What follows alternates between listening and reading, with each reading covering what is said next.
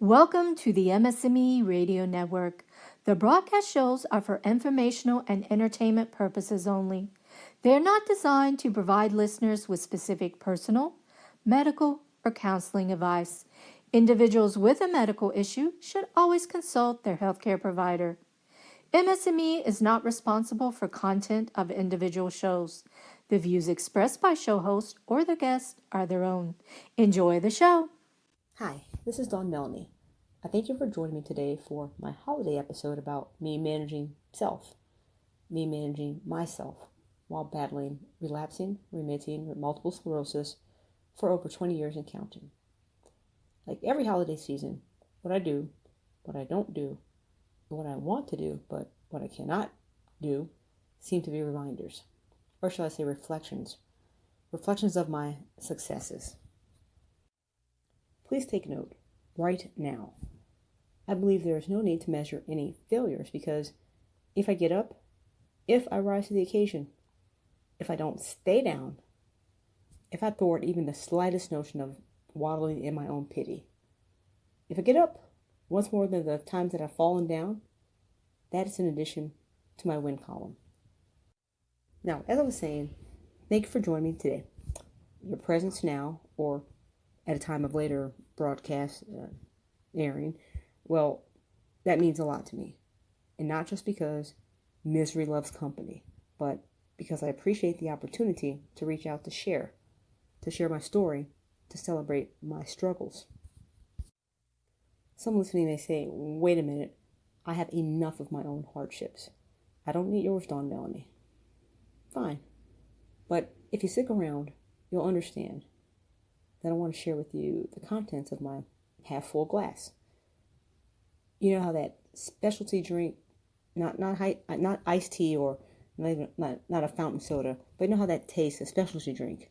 You know, when you go out to a restaurant, how you approach that drink. You know, if your order includes unlimited refills, probably the fountain soda, you drink more than that to which you are accustomed to. Probably more than your stomach can even hold comfortably, right? But if you had some truly handcrafted beverage, let's say comprised of 4 different freshly squeezed juices that underwent multiple physical transformations, like fermentation, freezing, reduction, skimming, and filtering, and that drink costs probably as much as your entree, well, you probably would consume that very, very deliberately, right? Okay, so today's episode is like that beverage, and I'm not begrudgingly sharing it with you, the specialty drink. Disclaimer, I'm not some supersonic barista or anything like that. I just like sharing good stuff, happy news, uplifting advice, fitness tips. I like sharing food, good food. Canadian journalist, author, and public speaker Malcolm Gladwell said, "A lot of what is most beautiful about the world arises from struggle." See? Get it? My past 20 years, me dealing with my multiple sclerosis, has not been a smooth road free of bumps, free of turns, free of ups, nor free of downs. Meaning, basically, life has been chock full of detours. Detours of life. Plans once embraced have been replaced by memorable dreams. Some never to come to fruition. But the memories are sustained, and fortunately, those are pervasive, even through the thickest of cog fog. This year, 2018, coming to a close, this year marks the 21st Christmas season that I prayed for the same gift.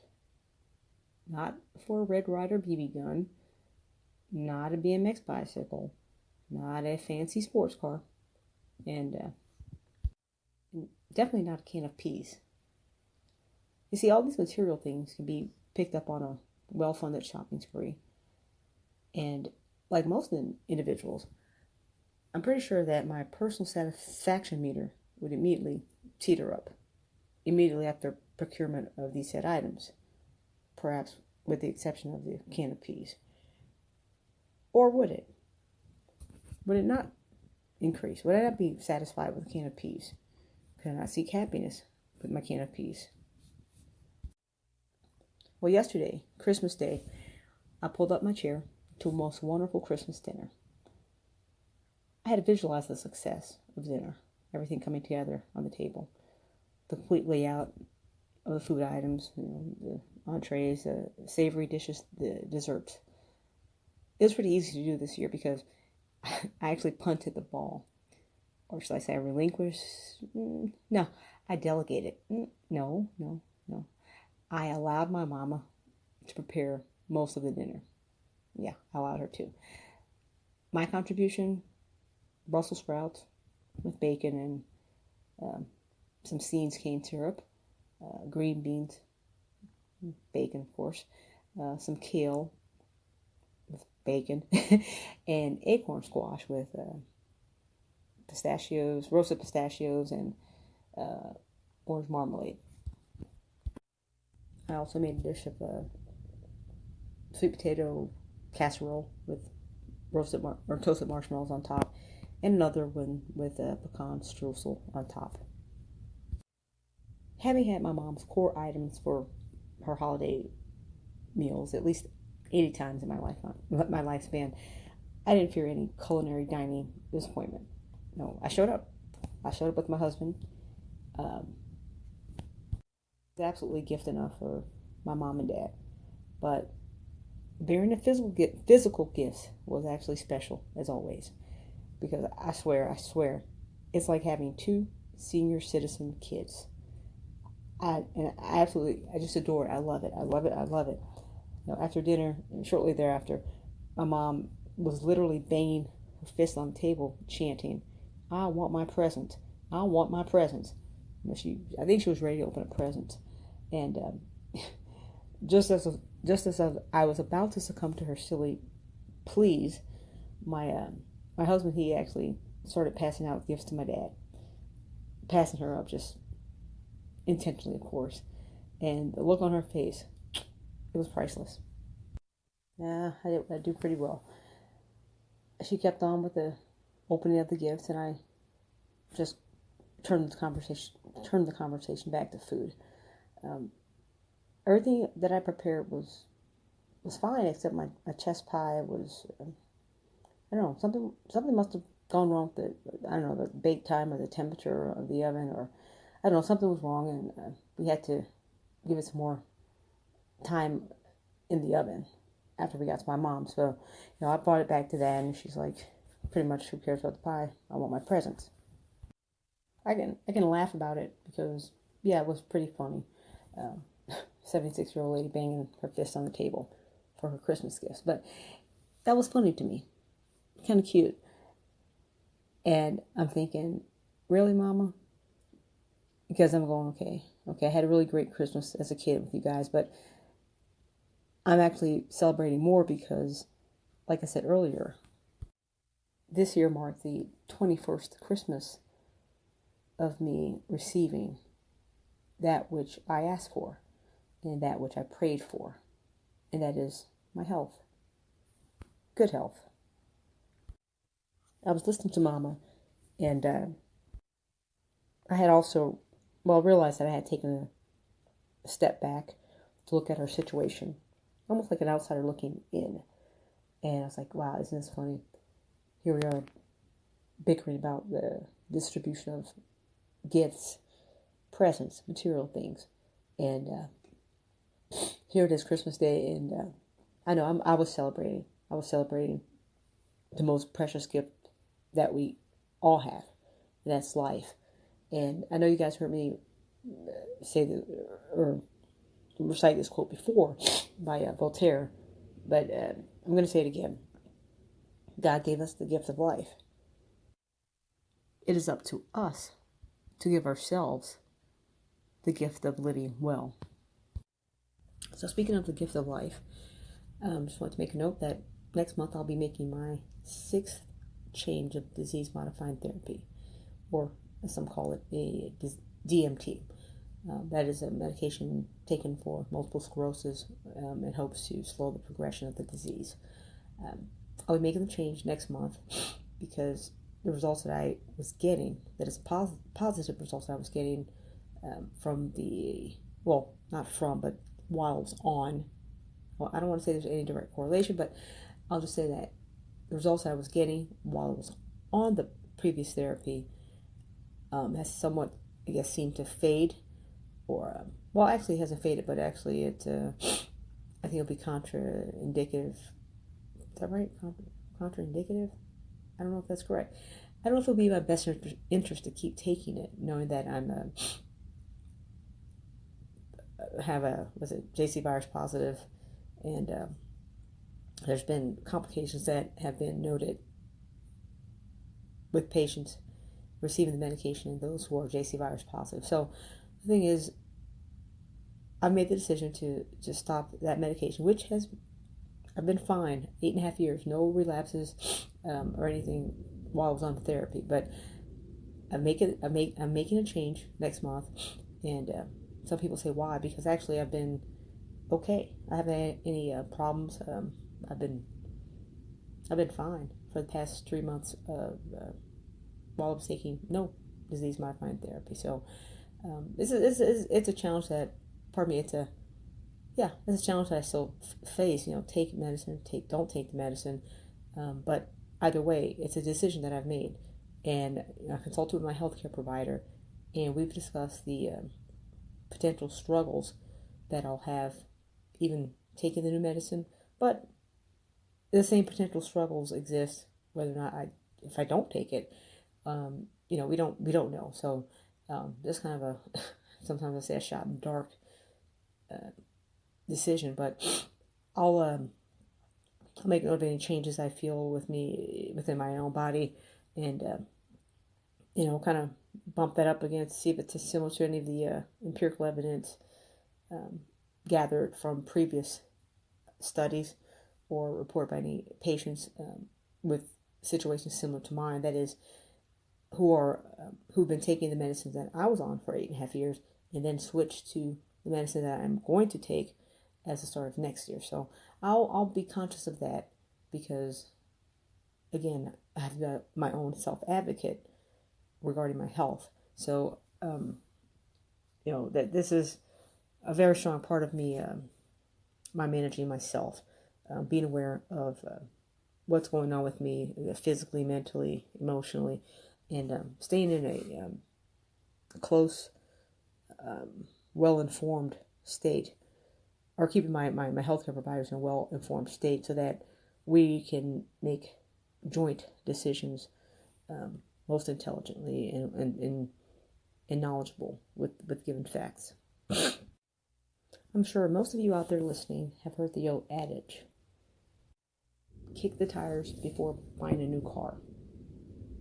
Heck, I actually use the same philosophy when I'm preparing my dishes to share with others, like this past Christmas dinner here. Unfortunately, I didn't do quite a good job, because actually my chest pie was a semi-fail. But anyway, before I usually bring a dish to a party, I try to bring a new dish that I've never created or never cooked before. I like to have an idea of how it's going to the success of the dish, or the preparation, things like that. And unfortunately, it's not 100%, because I had a semi-fail this Christmas. But anyway, I actually encourage all hosts and hostesses of any dinner party or any potluck or event to do the same. Okay, all right. Really, guys, I'm going to get over it. I'll make another chest pie. It'll be perfect, I promise. But in the meantime, I'm realizing that, my the dinner party, me changing my MS medication, there's a similarity there. Of course, I always relate everything to food and me with my MS, but there's a similarity there. I want to be successful in my course of my managing my MS. I want to be successful, enjoy life to the fullest. Um, just like I want pardon me, the Christmas party or the Christmas dinner to be perfect or as best as it could be. So, that's why kind of things that are important to me. My point is, I want it to be a success, and oftentimes, what determines my success is not what I want, just what I want to enjoy. And I think it goes across the board in life. Understanding it more and more that what pain do you want to sustain is just as important, or if not, I think it's more important than just this worry about the sex that you want to attain. I think it's more important to figure out what pain you want to sustain, or I like to say actually more so, what pain are you willing to sustain? What pain are you willing to go through? Because the path of happiness, probably the pain of happiness is a crap loads of oftentimes some shame and just crap. but you have to choose something. You have to choose. You just can't choose, okay, I want to do this because it's fun, but you also kind of have to choose, well, I'm going to do this because I have to. Because I have to take that step, that measure to get to the goal that I want. See, so I always say, there's no stress-free existence, but I always strive to have a stress-less existence. I think the same goes for pain. There's no pain-free life, but hopefully we can have one with less pain in the grand scheme of things. I say that because pleasure, we're talking about pleasure, I want a healthy life. I want a healthy, fulfilling life. And, that's what I want, the pleasure, all the pleasures that comes with that. I can say that in a heartbeat, what I want. Pleasure's easy. Pleasure's so easy to state. But can we really verbalize or,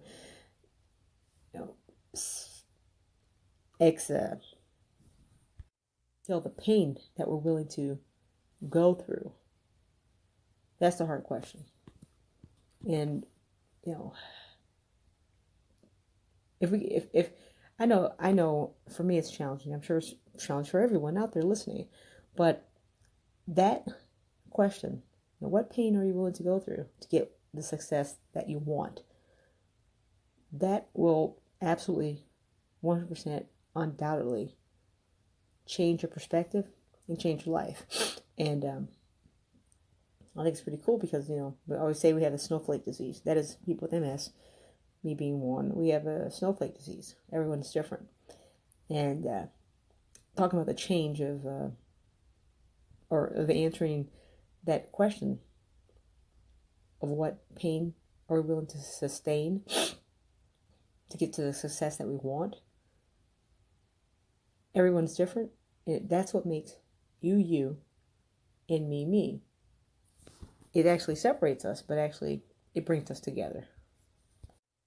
Let me retract that. I don't want to say separates us. It defines us. It defines us and ultimately brings us together. We always say, I have MS, it doesn't have me. That's absolutely correct. MS does not define me. But how I handle my MS, how I approach challenging situations, how I handle anything that it involves. That's what that's what defines me, my strength, my courage, and being with like-minded people, helps brings us together, where we can share our times where things are not as easygoing, times are tough.